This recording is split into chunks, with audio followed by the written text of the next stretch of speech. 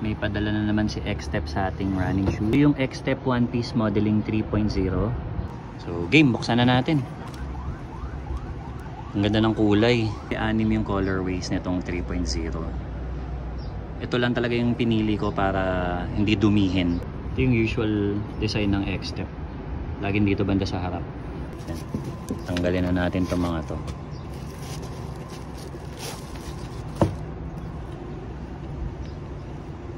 Magaan and malambot. This is for daily running.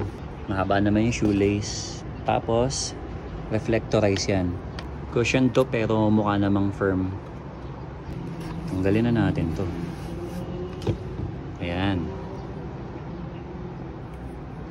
Ayan yung pattern niya. Step din dito sa baba. Nylon plate.